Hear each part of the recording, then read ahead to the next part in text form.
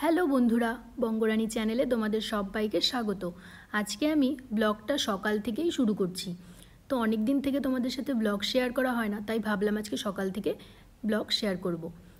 তো ঘুম থেকে উঠে গিয়ে ব্রাশ করে নিয়ে, আর আমার ঘরের পেছন দিকটাতে না খুব সুন্দর সবুজ, চারদিকটা দেখলেই মন ভরে যায়।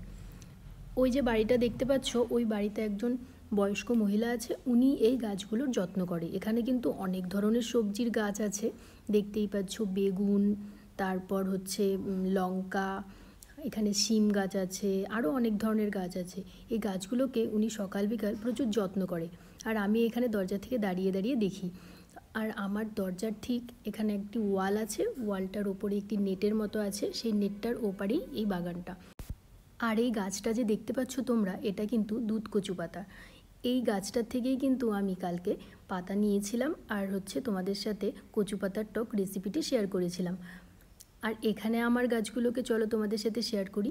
এই গাছ দুটো আমি বাড়ি থেকেই নিয়ে এসেছিলাম। একটা হচ্ছে তুলসী গাছ, গাছটাকে আমি ঘরের ভেতরে ঢুকিয়ে রাখলাম, কারণ আজকে আমরা বিকেলবেলার দিকে বাড়ি চলে যাব, তাই গাছগুলোকে আমি ভেতরে ঢুকিয়ে রাখলাম। আর একটা আছে এখানে, এটাকে মানি প্ল্যান্ট বলা হয়। জানি না তোমরা কে কী নামে বলো, কিন্তু আমরা কিন্তু এটাকে মানি প্ল্যান্টই বলি।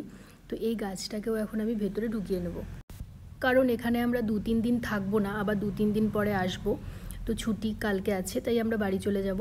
এখন গাছগুলোকে কিন্তু আমি জল দিয়ে দেবো, আর একটু পরিষ্কার করে নিলাম। একটু ঘাসও হয়েছিল গাছগুলোতে, তো গাছগুলোকে একটু জল দিয়ে দিলাম। গাছ দুটো বাড়ি থেকে নিয়ে এসেছিলাম। আর আমার কিন্তু ফুল গাছ বা কোনো গাছ লাগাতে কিন্তু বেশ ভালো লাগে। জানি না, এটা একটা নেশাই বলতে পারো। আমি কিন্তু বাড়িতে অনেক গাছ লাগাতে, মানে বিয়ের আগে বাবার বাড়িতে আমি অনেক গাছ লাগিয়েছি, ওখানে অনেক বাগান আছে। সেটা হয়তো অন্য ভিডিওতে তোমাদের সাথে শেয়ার করেছি, বা আবার পরবর্তীতে আরও শেয়ার করব। কিন্তু আমার বরের বাড়িতে এসে কিন্তু এখনও পর্যন্ত গাছ কোনো লাগাতে পারিনি, কারণ সেরকম সুযোগই হয়ে ওঠেনি, কারণ আমরা বাড়িতেই থাকি না। তবে কিছুদিন পর আমরা নতুন বাড়িতে ঢুকবো, আমাদের নতুন আরেকটি বাড়ি হচ্ছে তৈরি, সেখানে ঢুকবো, সেখানে অনেক গাছ লাগাবো। তাছাড়া আমরা যেদিন নতুন বাড়িতে ঢুকবো সেদিনকের ভিডিও তো তোমাদের সাথে অবশ্যই শেয়ার করব। তারপর চলে আসলাম এখানে চা করতে। দেখো চাটা হয়ে গেছে, এখন চাটাকে কিন্তু আমি কাপে ঢেলে নিলাম। তারপর এখানে বিস্কুট নিয়ে নিলাম, আর এই বিস্কুটটা আমার খেতে বেশ ভালোই লাগে। এখানে চাঁদের মতো, অর্ধেক চাঁদের মতো বিস্কুটটা, এটা বেশ খেতে ভালো লাগে, একটু নোনতা নোনতা লাগে, এটাই ভালো লাগে খেতে। আর মিষ্টি বিস্কুটটা আমার খুব একটা পছন্দের না, খাই না যে তা না, খাই, কিন্তু খুব একটা পছন্দের না। আর বিশেষ করে সকালবেলা তো বিস্কুট আমার খেতে ইচ্ছে করে না। তো কি করব, আজকে তোমাদের সাথে একটু ব্লগটা শেয়ার করব, তাই ভাবলাম যে চা করে নিয়ে বসে তোমাদের সাথে একটু গল্প করি। তো এখানে চাটা আমি খেয়ে নিচ্ছি। আর হচ্ছে আমার বর সকালবেলায় বেরিয়ে গেছে, সকালবেলা বলতে অফিস টাইম 10টার দিকে খেয়ে দিয়ে চলে গেছে। তো আমি এখানে একা একাই বসে এসব করছি, তোমাদের সাথে ব্লগ বানাচ্ছি, ব্লগ শেয়ার করছি, চা খাচ্ছি, বা ভিডিও এডিটিংয়ের ব্যাপার আছে। আমি আগের দিন যে ভিডিওগুলো করেছিলাম সেগুলো এডিটিং করলাম। তারপর এখানে চাটা খেয়ে কিছু ভিডিও এডিটিংয়ের কাজ করেছিলাম। তারপর এখানে দুপুরবেলা চলে এসেছিলাম রান্না করতে। তো এখানে তেমন কিছু আজকে রান্না করব না, কারণ শুধু একবার খাওয়া হবে, মানে শুধু দুপুরবেলা।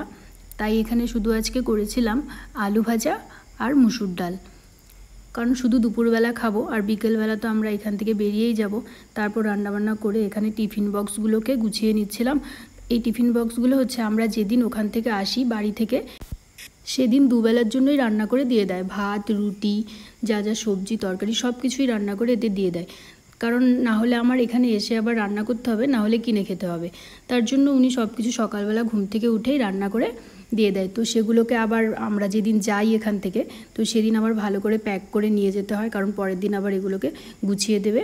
তো আমি ব্যাগপত্র সব কিছু রেডি করে নিলাম। আর জামা কাপড়ও তেমন কিছু নেই না আমি, কারণ যেহেতু রেগুলারই যাতায়াত হয়।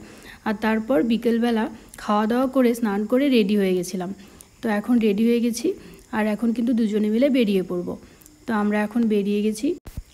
রাস্তায় আর তোমাদের সাথে কোনো ভিডিও শেয়ার করলাম না, একদম সোজা চলে আসলাম বাড়িতে, কারণ রাস্তায় প্রচুর বৃষ্টি হয়েছিল।